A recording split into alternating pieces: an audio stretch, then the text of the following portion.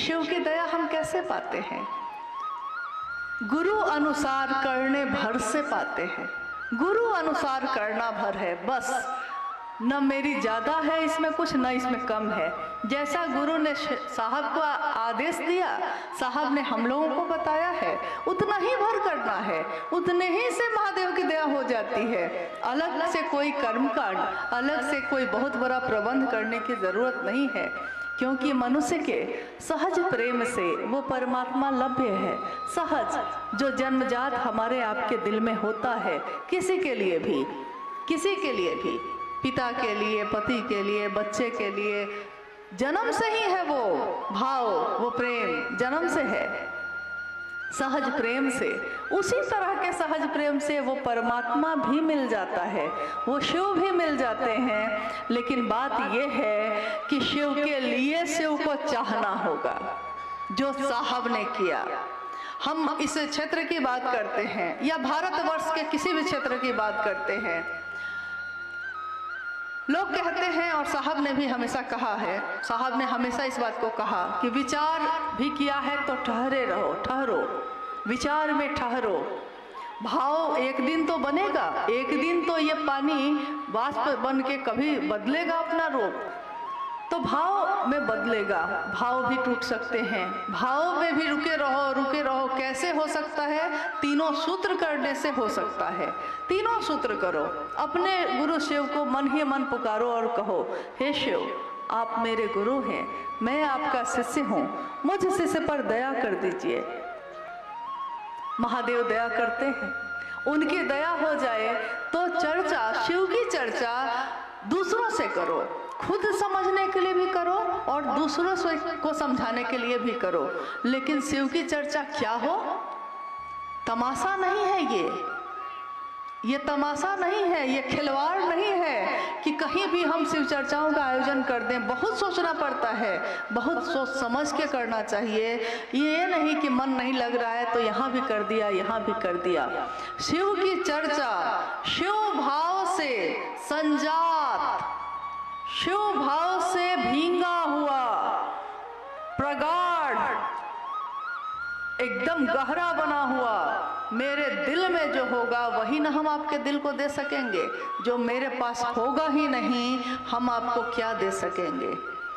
तो शिव की चर्चा स्वयं को और समूह को, दोनों को शिव भाव से आप्लावित करती है। दूसरा सूत्र, तीसरा, शिव का नमन करना। शिव को पंचाक्षर मंत्र से प्रणाम करने की बात भी साहब ने कही कि आप कर सकते हैं। नमः शिवाय मंत्र, प्राचीन समय से ये मंत्र चलता आया है, लेकिन ये मंत्र शिव का प्राण मंत्र कहा गया। शिव के प्राण, यानी शुरू में मैंने कहा अभी कि सबसे पहला तत्व बना था आकाश और शब्द बना था सबसे पहले। तो जैसे ही आकाश बना और शब्द बने, पहला शब्द बना था नमः शिवाय। नमः शिवाय यानी इस सृष्टि के बनने में, इस सृष्टि को प्राण देने वाला जो मंत्र है वो है नमः शिवाय।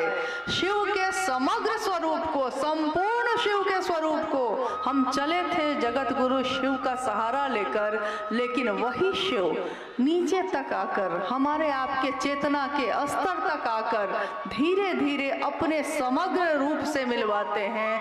स्वरूप जो उनका है संपूर्ण, भगवान शिव के शिष्यता, भगवान शिव से मिलवाते हैं। नमः शिवाय मंत्र शिव के समग्र स्वरूप को प्रणाम निवेदित करता है। इन तीनों सूत्रों की परिधि में ही सब कुछ है। गुरु मानकर अगर किसी ने आपको 3 सूत्र नहीं बताया होता, तब भी आप क्या करते? ये साहब ने एक बार कहा था। साहब ने कहा था कि मैंने जब शिव को गुरु बनाया था, भगवान समझ के बनाया था और मेरे पास 3 सूत्र नहीं थे। आपको मैंने दिया है लेकिन मेरे पास नहीं थे। मैं शिव का शिष्य बना या नहीं बना? बना। कैसे? साहब ने कहा मेरे गुरु शिव ने मुझको अनुभूत करा दिया, बोध करा दिया कि उनकी दया के बिना यहाँ पत्ता भी नहीं हिलता है। शिव और शक्ति के प्रेम के बिना तो घास की एक पत्ती तक नहीं उगती। शिव की दया के बिना यहाँ कुछ भी नहीं होता, सब कुछ उनकी दया ही है। यह शिव ने बोध करा दिया तो उन्होंने पहला सूत्र बनाया। शिव की चर्चा करने से परिणाम आने लगा और ध्यान कहा जाता है कि भारत देश में ध्यान की अनुपम विधा मानी गई है। ध्यान को बहुत अनुपम विधा मानी गई है। किसी एक बिंदु पे अपने मन को एकाग्र कर लेना, ठहर जाना, शांत हो जाना, यह है ध्यान। और शिव की चर्चा कोई कर्म कांड नहीं करती, लेकिन शिव की चर्चा करते करते हमारा मन सिर्फ अपने गुरु शिव पे केंद्रित हो जाता है। इसीलिए दूसरा सूत्र, शिव की चर्चा ध्यान की अनुपम विधा है। आज तक हम लोगों ने कुछ न क्रिया न साधना, कुछ क्रिया न साधना, कुछ नहीं आता, न साधना न क्रिया न मंत्रों का जप, कुछ नहीं होता, बस महादेव महादेव रटते हैं। और देखिए शिव की चर्चा ध्यान की अनुपम विधा बन जाती है। तीसरे सूत्र में उन्होंने कहा कि शिष्य अपने गुरु को प्रणाम नहीं करेगा तो करेगा क्या, प्रणाम तो करेगा ना। तो उन्होंने इन तीनों सूत्रों को पिरोया और हम सबको दान कर दिया। ऐसा दान किया, ऐसा दिया कि अपना सर्वस्व ही दे दिया। लेकिन उन्होंने एक बात जरूर कही कि एक निष्ठता और समर्पण अपने गुरु के कार्य के लिए जरूर रखना। एक निष्ठता यानी गुरु कार्य में बेईमानी नहीं होनी चाहिए। न तो मेरे द्वारा न तो कोई दूसरा करता है तो उसको भी समझाने की कोशिश करिए कि वो ऐसा ना करे, क्योंकि ये शिव की शिष्यता है। महादेव की आंखें तुरंत लाल होती हैं, जितने वो करुणावतारम हैं उतने ही उनकी आंख लाल भी होती है। उनको ये पसंद नहीं कि शिखर के शासन पर बैठकर कोई दूसरों पे शासन चलाए, ये शिव को पसंद नहीं। तो हम शिव के शिष्यों को भी ये काम करने की कोशिश कभी नहीं करनी चाहिए। कोई गुरु भाई गुरु बहन, मेरा गुरु भाई गुरु बहन है, मेरा शासन उस पर नहीं चल सकता, गुरु का शासन चलता है, मेरा नहीं, आपका नहीं। चलिए, भगवान शिव की शिष्यता के बारे में हम लोगों ने आज बात की। साहब हरिंद्रानंद जी की वाणी को याद किया। हमारे साहब के साथ हम सब इस स्थान पे आए। अपने साहब से ये याचना है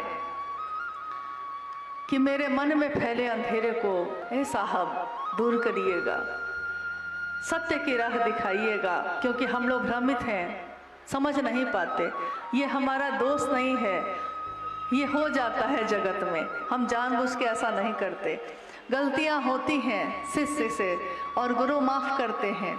गुरु का रास्ता साहब हरिंद्रानंद जी ने दिखाया है, वो साहब भी हम सबको माफ़ करें, अपने गले से लगाएं। और गले से वो लगाते ही आए हैं, हम ही उनको कभी पकड़ते कभी छोड़ते रहे हैं, लेकिन उन्होंने हम सबको कभी नहीं छोड़ा। अगर उन्होंने छोड़ा होता तो हम सब आज यहाँ होते ही नहीं। आप सभी के चरणों में प्रणाम है।